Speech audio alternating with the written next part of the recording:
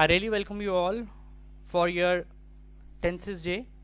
As you all know, we have already completed past tense and present tense, and today we are going to start with the future tense, which is the last and one of the important and prime tense also. If we talk about future tense simply means anything that is going to happen in future. ठीक है, ऐसा नहीं है कि ये हो चुका था मतलब पास्ट टेंस. ऐसा नहीं है कि ये हो रहा है is present tense, but it will be happening in the future. That tense is known as future tense. It is also subcategorized into four tense. The very first tense is simple future.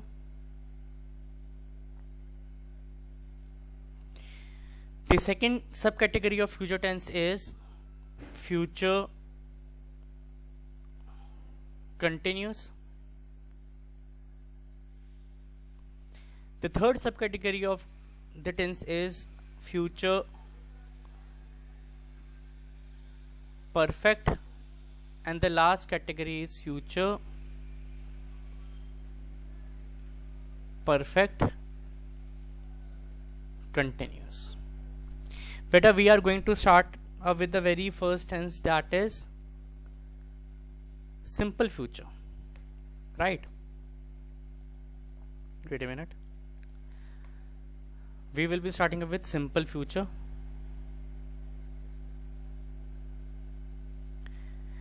The rule for simple future is subject plus helping verb plus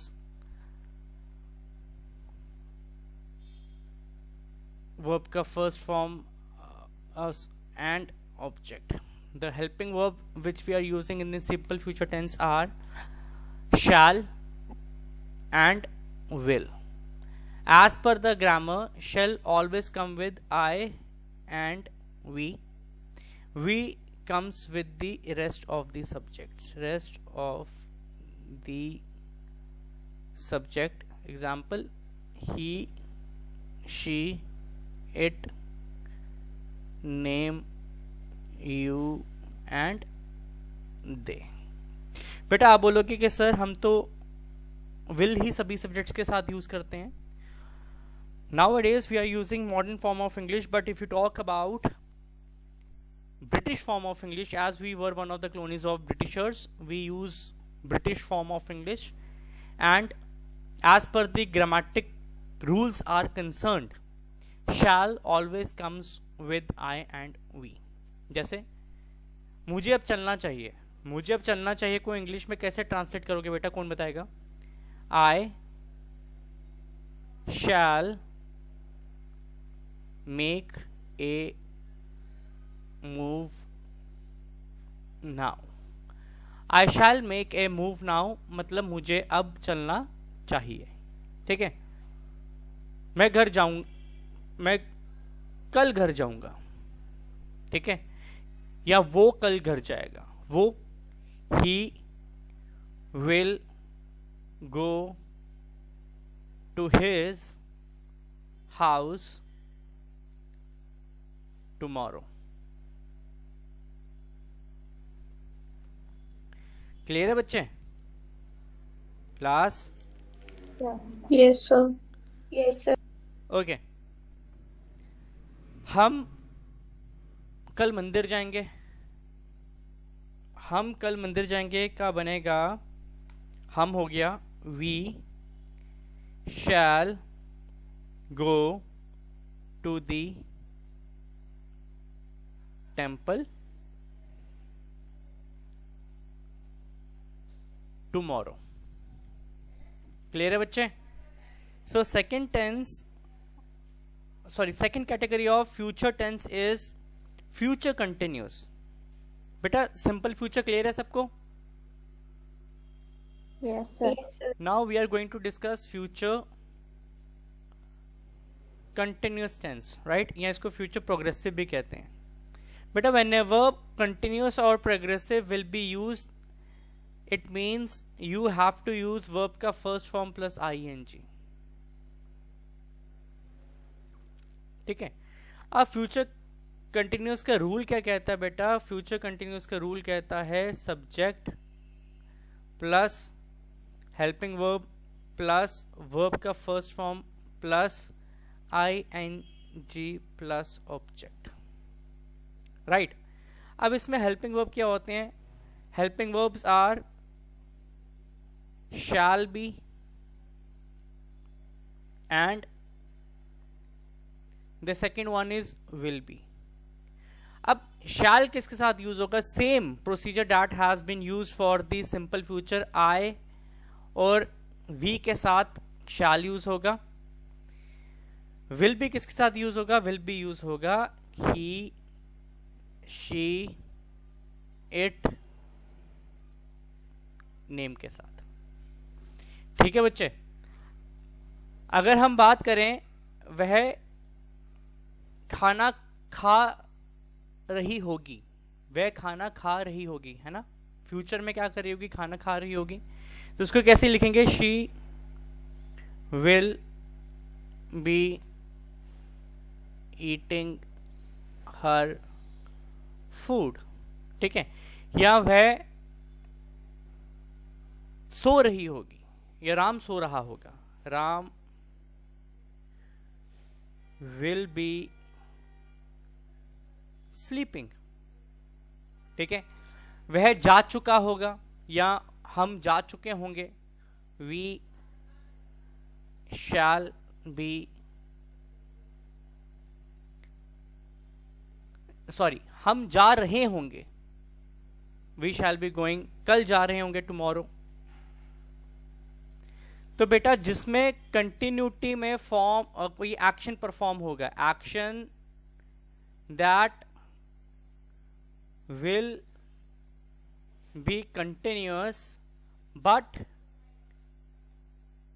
it will be taking place in future, it will be taking place in future,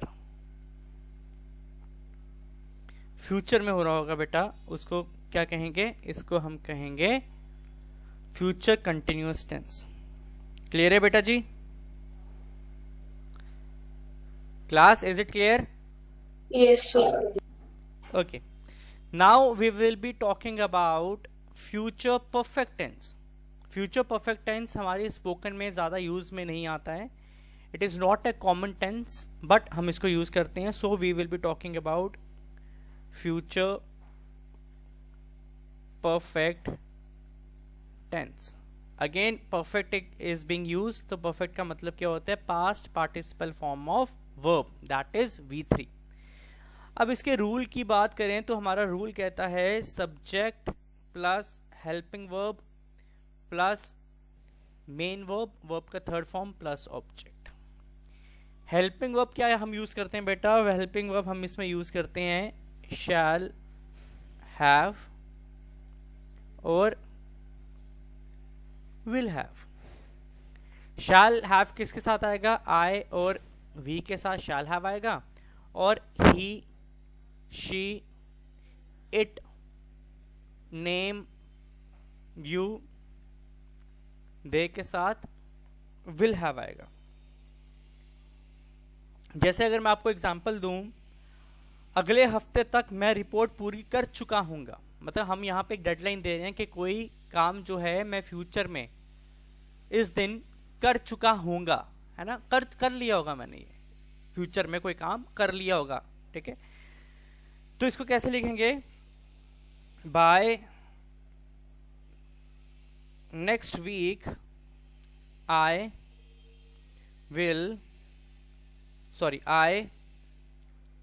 shell have finished the report या finished the work. ठीक है, इसका एक और example मैं आपको दूंगा. अगला एग्जांपल है वे 5 बजे तक पहुंच चुके होंगे. वह कब तक पहुंच चुके होंगे? 5 बजे तक पहुंच चुके होंगे.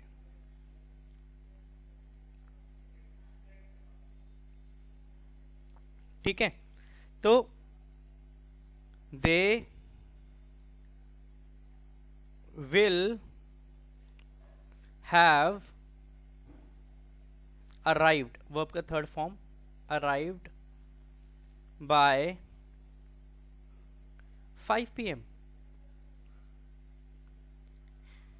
I will be taking another example with you.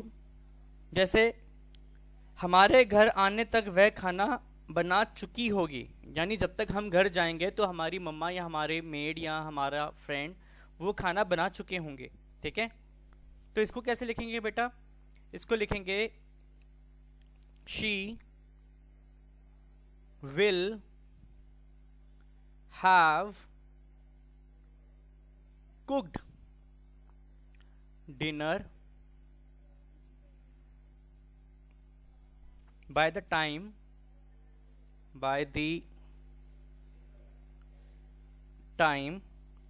we get home,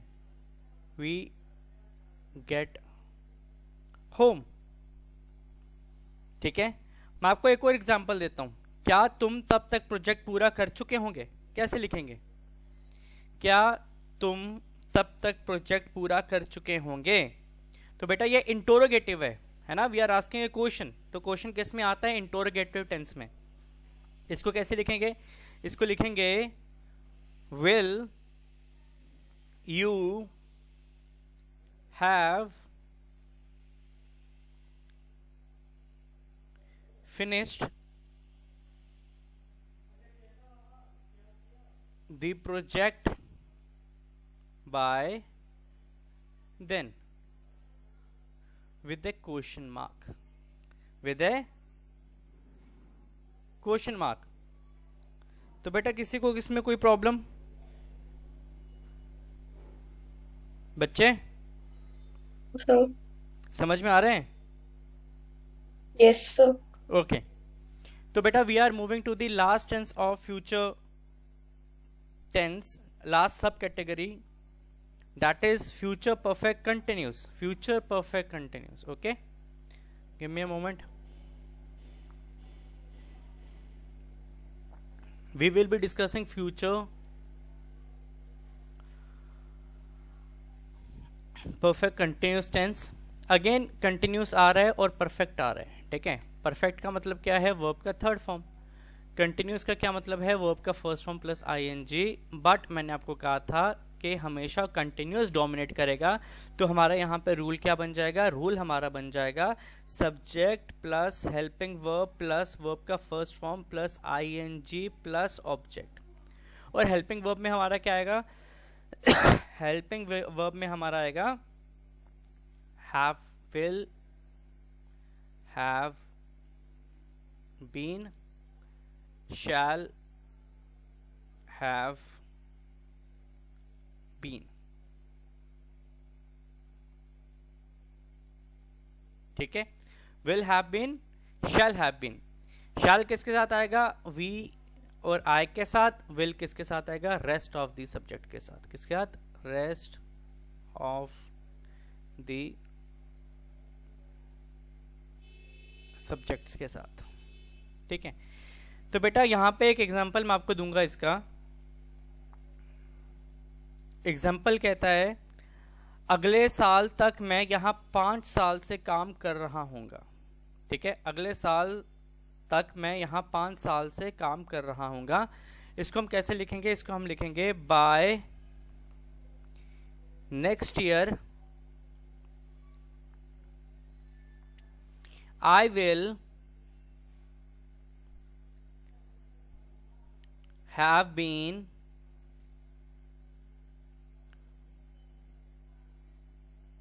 working here for 5 years, ठीक है बच्चे, 2 मिनट होल्ड करना। Okay class, I will be helping you out with another example. The next example says जब तक आप आएंगे हम 1 घंटे से इंतज़ार कर रहे होंगे, है ना। जब तक आप आएंगे हम 1 घंटे से इंतज़ार कर रहे होंगे, इसको कैसे लिखेंगे, bye the time you arrive